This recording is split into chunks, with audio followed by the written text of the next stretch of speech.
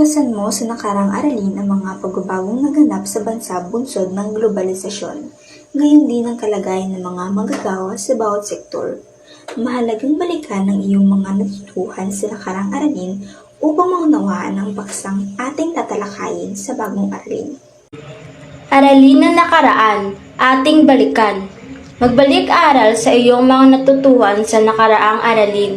Suriin ang larawan at ating tukuyin. May lalarawan dito na ang sektor ng agrikultura ay hindi na gaanong itinatangkilik. Ang industriya naman ay nakatatawag pansin sa mga tao sapagkat nagbibigay ito ng mas magaan na trabaho o gawain kung ikukumpara sa agrikultura.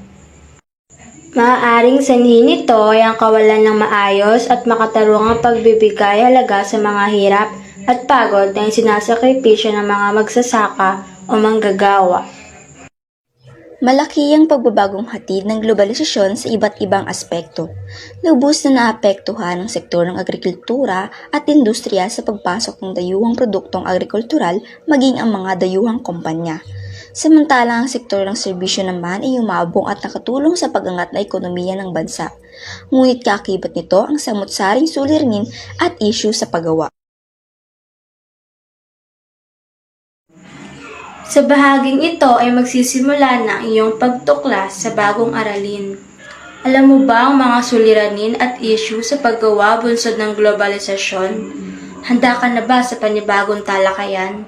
Halina at sasamahan kita sa iyong pagtuklas. Roger, kamusta ka na? Natanggap ka ba sa trabaho? Oy Edwin, hindi raw sapat ang kakayahan ko para sa trabahong in-applyan ko. Ikaw ba? Oo, pero hindi tugma ang trabaho sa kursong tinapos ko. Di ba mas mababa ang kita dyan? Maghanap na lang ako ng dagdag na pagkakakitaan. Ikaw, ano ang balak mo? Baka mang ibang bansa na lang ako at mas maganda ang oportunidad doon. Hindi ba mahirap maging OFW? Mahirap man, ay dapat kayanin kaysa naman magaya ako kay Mang Pedring na bigla na lang tinanggal na sa trabaho dahil sa end of contract. Bagay, wala man lang nakuhang benepisyo si Ma'am Pedring.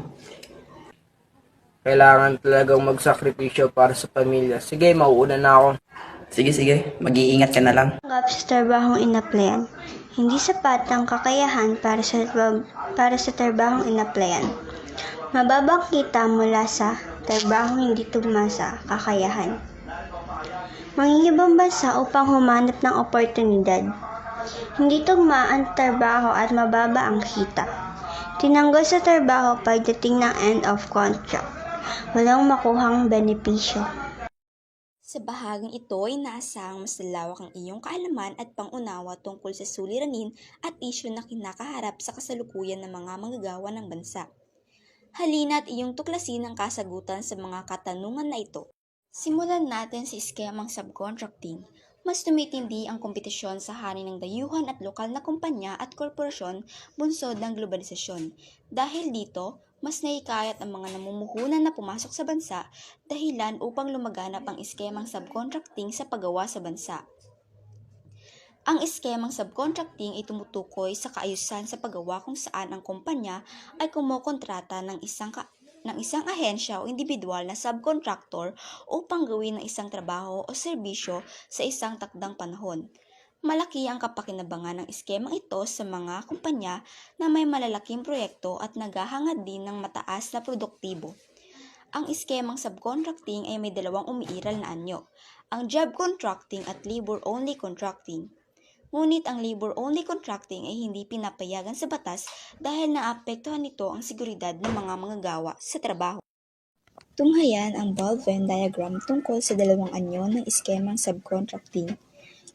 Anyo ng eskemang subcontracting, labor-only contracting. Walang sapat na puhunan ng subcontractor upang gawin ang trabaho ng mga manggagawang walang direktang ugnayan sa gawain ng kumpanya. Job contracting. May sapat na puhunan ng subcontractor upang maisagawa ang trabaho at mga gawain ng mga manggagawang ipinasok ng subcontractor. Bahaging ito ay matutuklasan mo ang iba't ibang uri ng manggagawa, partikular ang kategoryang hindi, irregular o nasa ilalim ng eskemang subcontracting. Iba't ibang uri ng manggagawa. Regular employee, manggagawa na gumaganap sa gawaing pangkaraniwang kailangan ng nagmamay-ari at tumagal o umabot na ng 1 taon sa trabaho. Apprentice learner, manggagawa na bahagi ng TESDA apprenticeship program at on-the-job training OJT na mga mag-aaral na walang regular na sahod. Casual workers, manggagawa na mahalaga ang trabaho sa kumpanya ngunit hindi kasing halaga ng mga regular na empleyado. Hindi regular. Contractual project-based workers, manggagawa ng kumpanya na nagtatrabaho ayon sa pinirmahan kontrata o kaya naman ay nagtatrabaho base sa tagal ng isang proyekto. Probationary workers, ang manggagawang inoobserba ng employer sa loob ng 6 na buwan upang malaman kung ang manggagawa ay kwalipikado ng maging regular. Seasonal workers, manggagawa na tinatanggap o kinukuha sa isang partikular na panahon. Unemployment at under-unemployment.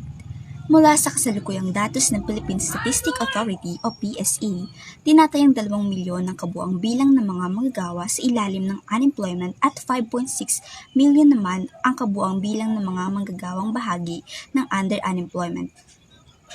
Ang unemployment ay isang sitwasyon kung saan ang isang individual ay walang mapasukang trabaho sa kabila ng pagkakaroon ng kasanayan at kakayahan.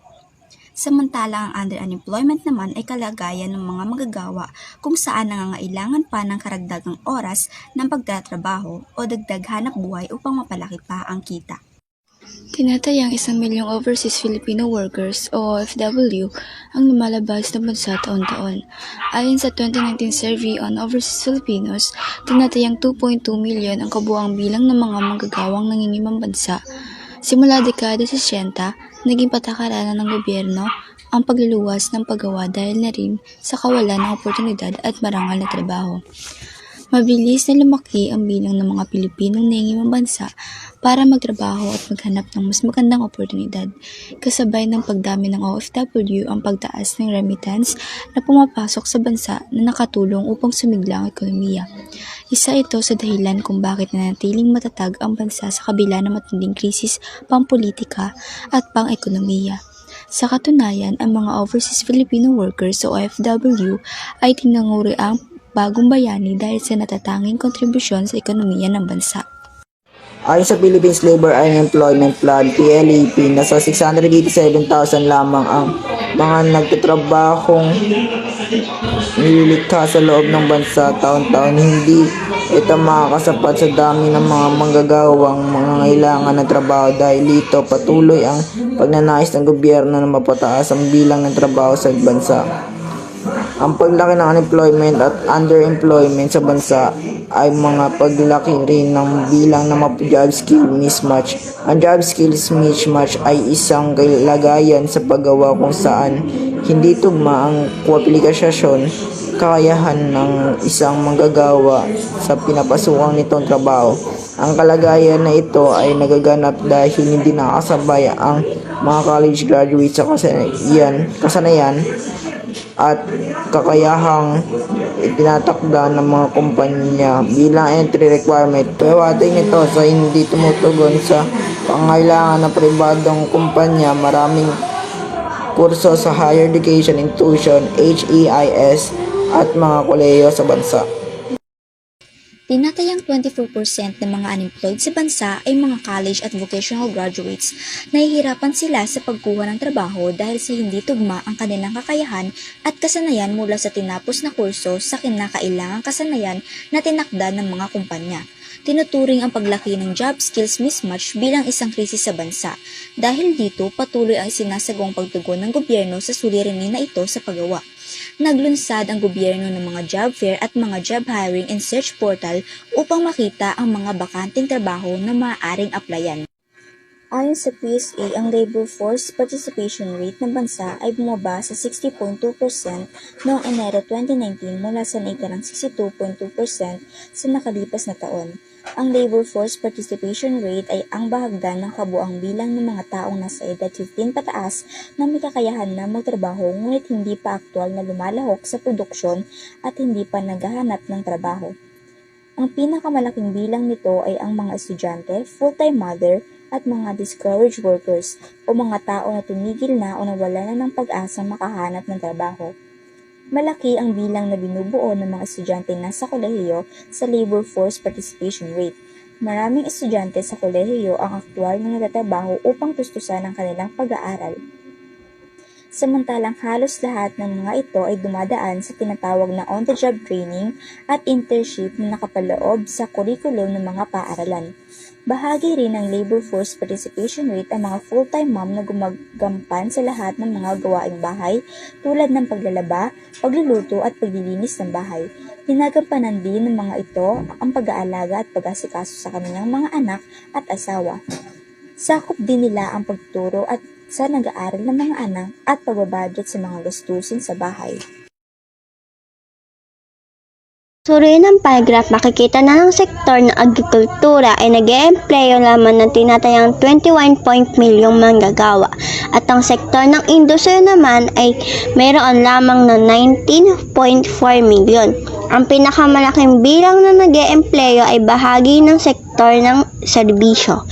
Malaki ang naitutulong ng sektor ng serbisyo sa pag-angat ng ekonomiya ng bansa. Gayunpaman ay hindi maitatanggi iba't ibang suliranin kaakibat nito. Ang pagbubukas ng bansa sa pandaigdigang pamilihan ang nagsisilbing tugon ng Pilipinas sa hamon na dala ng globalisasyon sa paggawa. Ito ang dahilan sa patuloy na pagbabago ng mga kinakailangan kasanayan at salik sa produksyon. Naging ang kasalukuyang curriculum ay inaangkop sa global standard ng paggawa. Ang mga namumuhunan o kapitalista ay malayang na ipapatupad ang iskemang kontraktualisasyon para ibaba ang gasto sa paggawa. Gayun din ang alisin ang proteksyon at tuwirang responsibilidad sa mga manggagawa.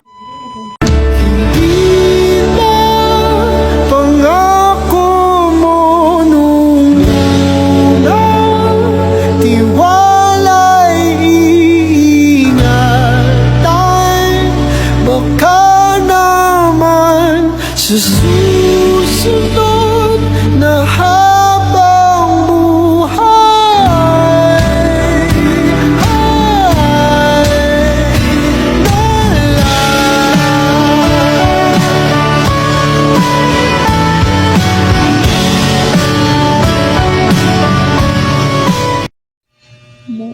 Mura at flexible labor.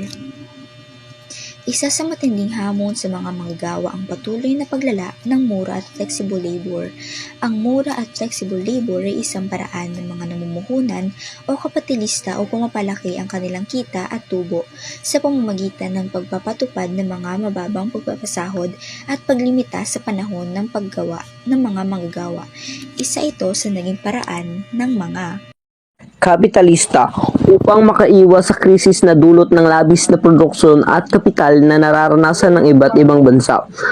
Makikita sa timeline ang mga batas ng probisyon na pinanganguan ng flexible labor na unang naisabatas ng Investment Incentive Act of 1967 at sinundan nito ng pagsasabatas ng mga Economic Processing Zone EPZ, particular na ang Bataan Export Processing Zone BEPZ. Sa panahon ng dating Pangulong Marcos ay pinagtibay ang Presidential Decree PD 442 o Labor Code, subalit nahihirapan ang dating Pangulo na ipatupad ito dahil sa pagsalubong ng demonstrasyon at kilusang anti-diktadura hanggang sa pagsiklab ng pag-aalsa sa EDSA noong 1986. Pamamagitan ng mga probisyon ng mga batas sa pamumuhunan at kalakalan, madaling naipataw ng mga kapitalista ang patakarang mura at flexible labor o kontraktualisasyon.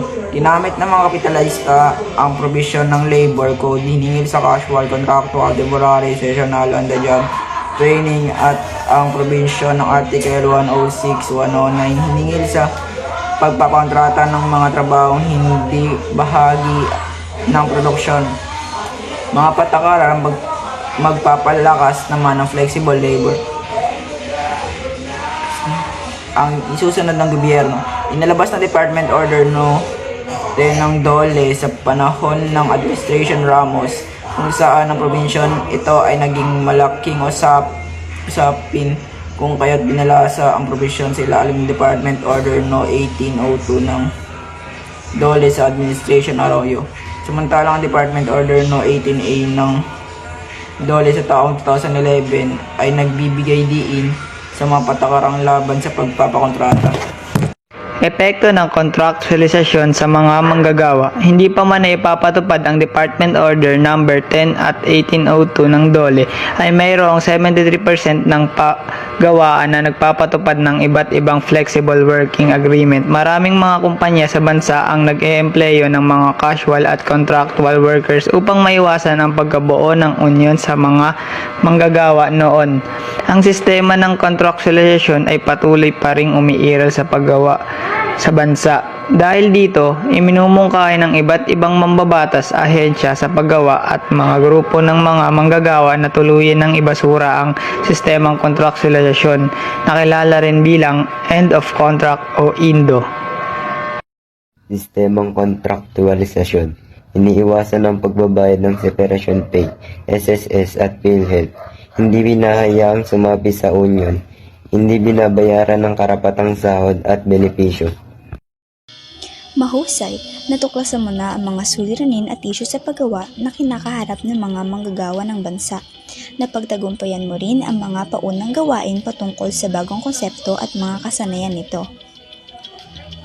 At doon nagtatapos ang aralin sa araw na ito, naway may natutunan ng bawat isa sa ating aralin na tinalakay sa oras na ito. Thank you!